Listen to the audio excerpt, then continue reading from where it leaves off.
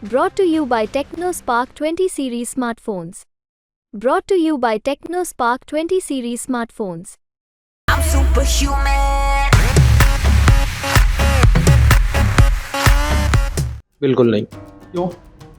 क्योंकि मतदान प्रतिशत कम है और रेगुलर में जो 25 में से 25 में से 25 आ रही थी, वो कई जिलों में कई फैक्टर। इस बार भी बीजेपी अपनी पूरी हैट्रिक लगाएगी। 25 में से 25 सीटें बीजेपी द्वारा जीत कर आएगी।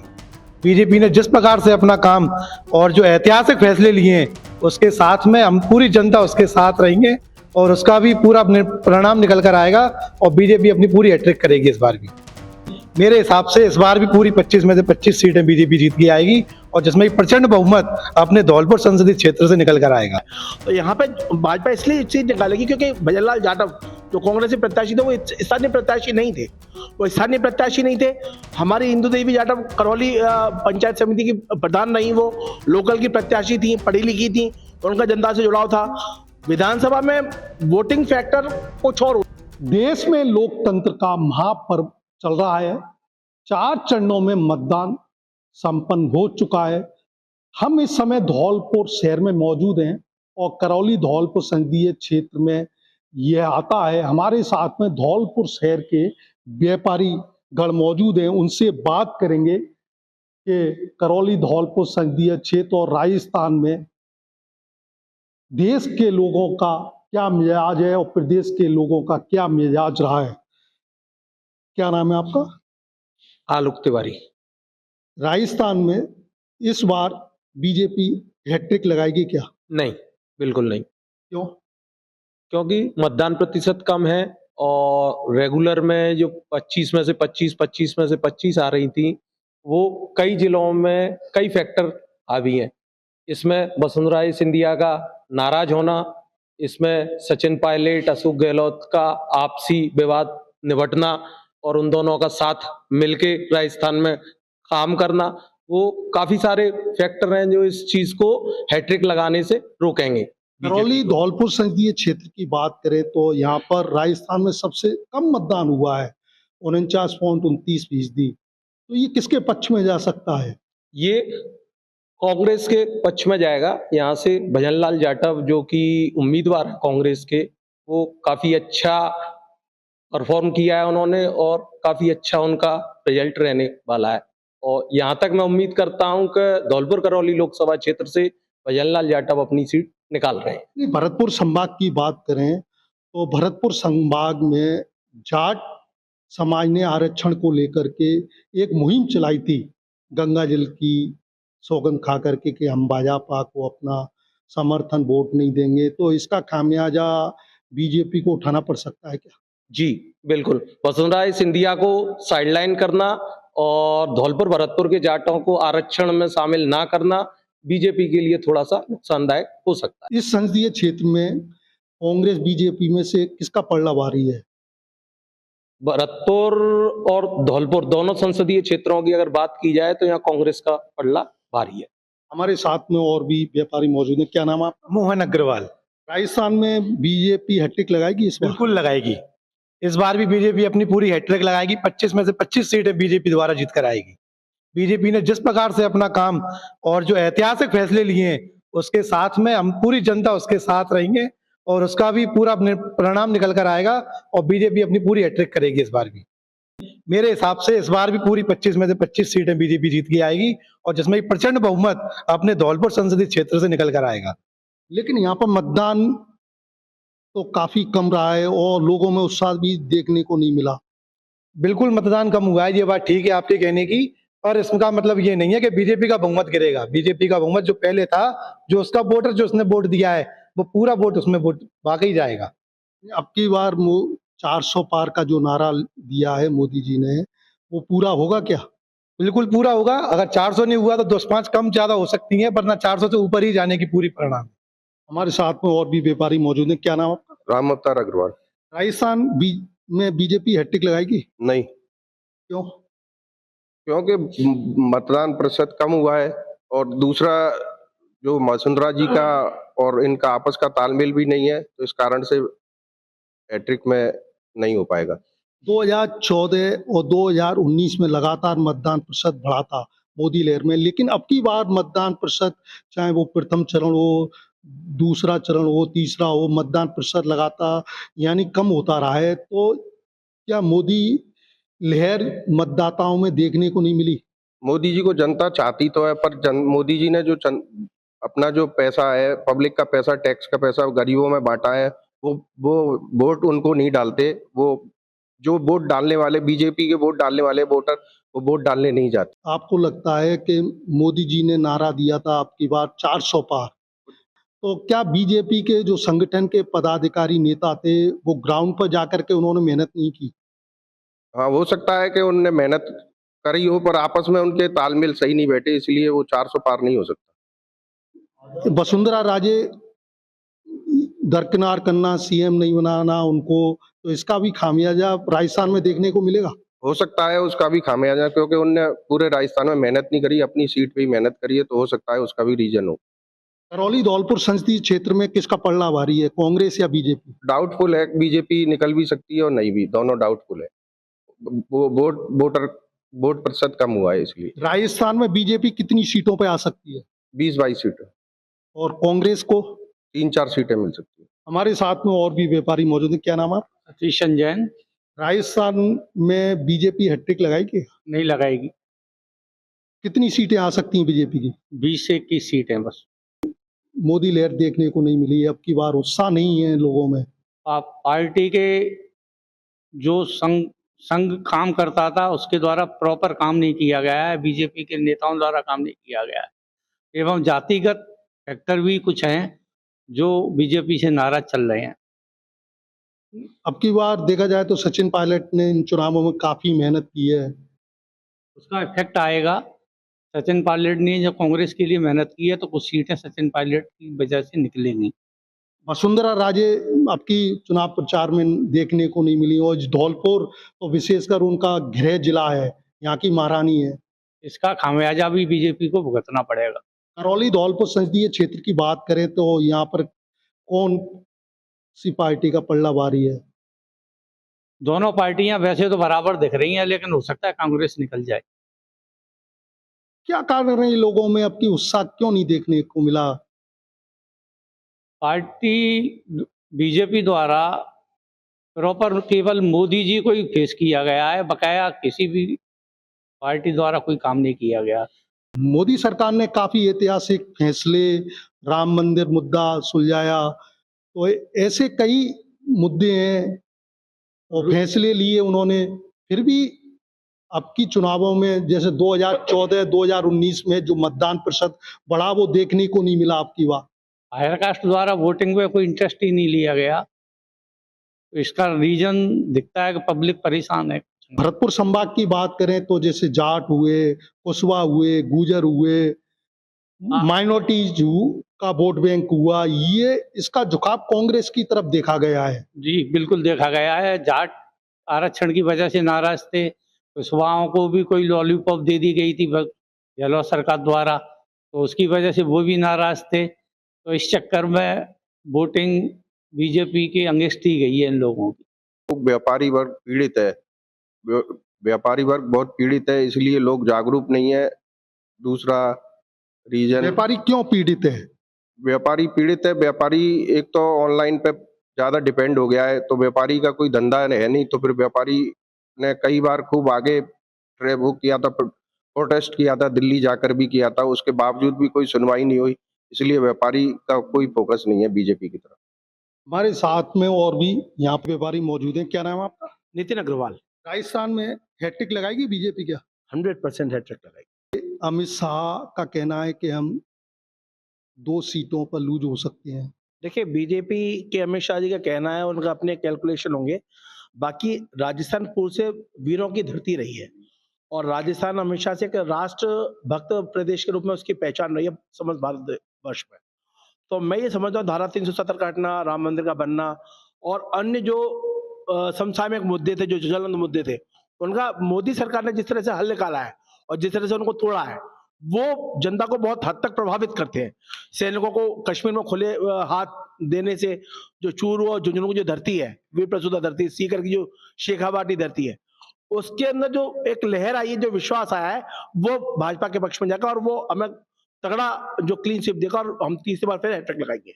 नहीं, राजस्थान में देखा जाए तो मतदान प्रतिशत कम हुआ है और करौली धौलपुर संसदीय क्षेत्र की बात करें तो सबसे कम मतदान यहीं हुआ है। नहीं, ऐसा बोल सकते हैं कि धौलपुर करौली क्षेत्र में मतदान सबसे कम हुआ है। इससे कम भी हुआ है राजस्थान में, अन्य जगह पे भी हुआ है। इससे कम शायद झुंझुनू साइड में हुआ है। तो सबसे कम तो धौलपुर में नहीं हुआ, लेकिन मैं आपको बता देता हूँ कि धौलपुर की जो लास्ट 2019 की जो लीड थी, वो लगभग 1 लाख वोटों की थी और जो वोटिंग परसेंटेज एग्जैक्टली डाउन हुआ है, वो 35,000 के करीब वोट परसेंटेज डाउन हुआ है। तो यहाँ पे भाजपा इसलिए सीट निकालेगी क्योंकि भजनलाल जाटव जो कांग्रेसी प्रत्याशी थे, वो स्थानीय प्रत्याशी नहीं थे। वो स्थानीय प्रत्याशी नहीं थे।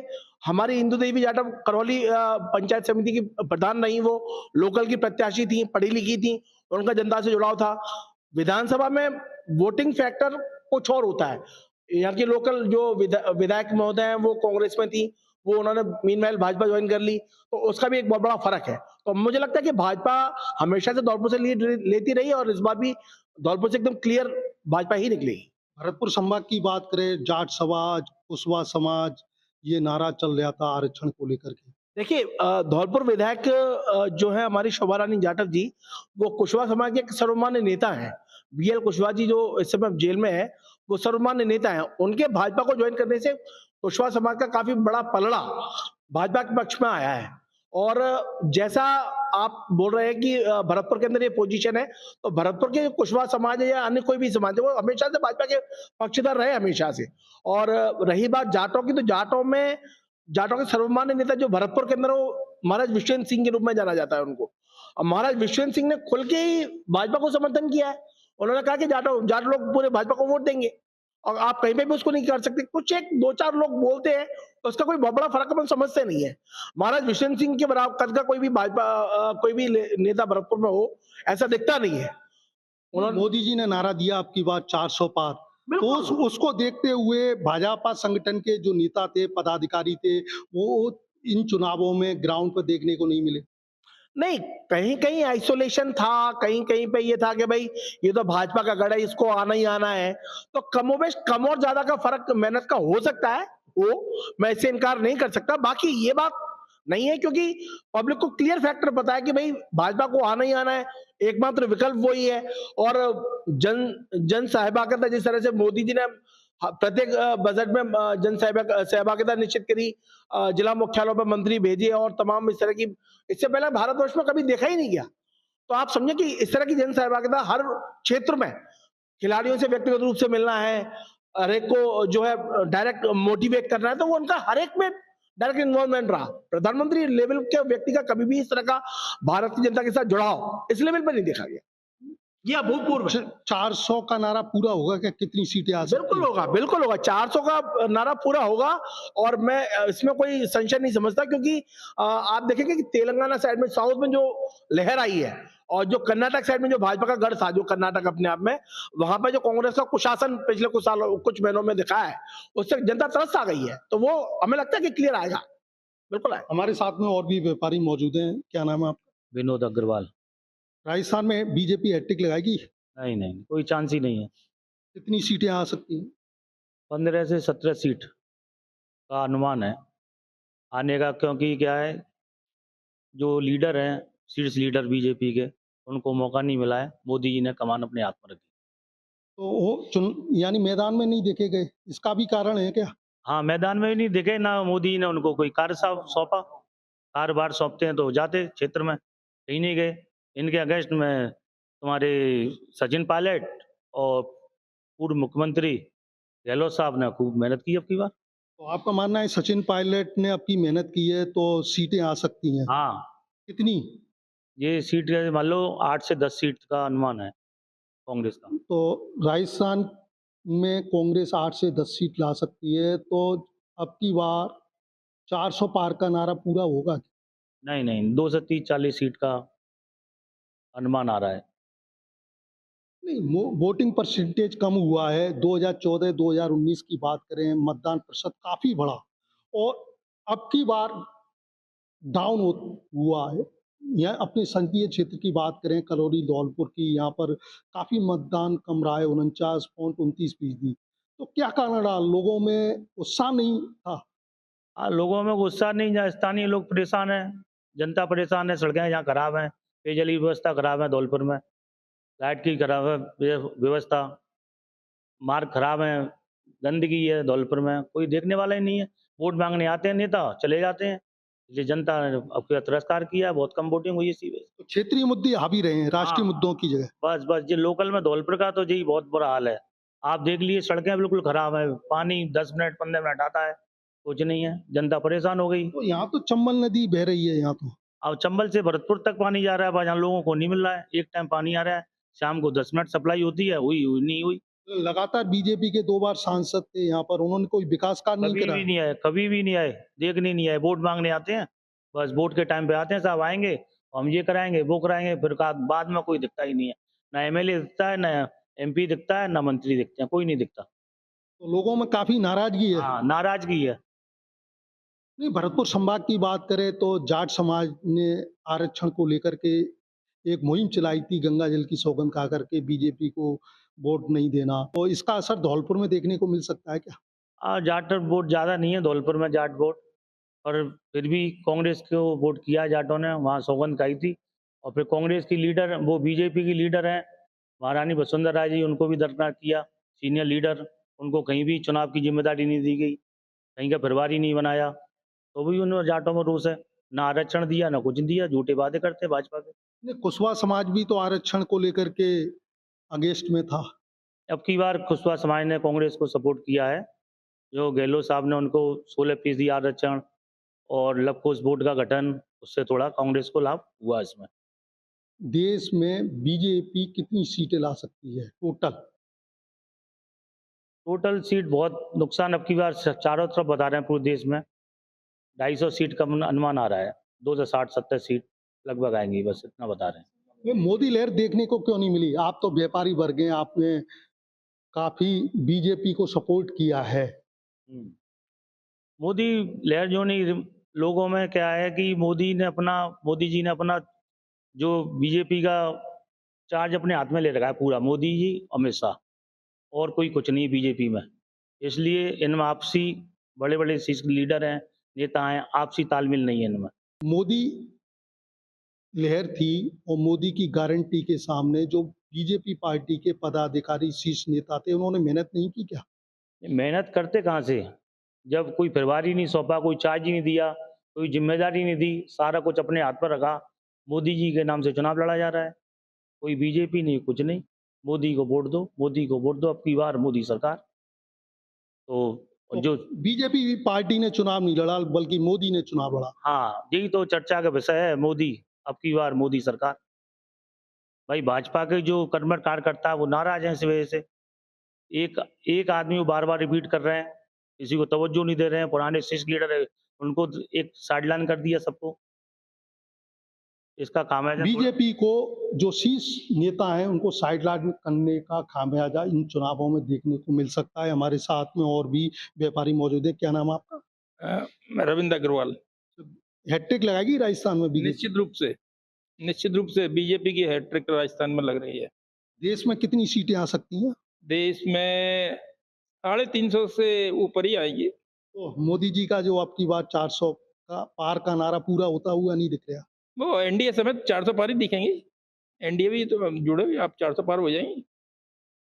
व्यापारी वर्ग का कहना है कि बेशक कम मतदान हुआ है, लेकिन राजस्थान में बीजेपी हैट्रिक लगाएगी और कहीं ना कहीं देखा जाए तो राजस्थान में कांग्रेस 7 से 10 सीट ला सकती है।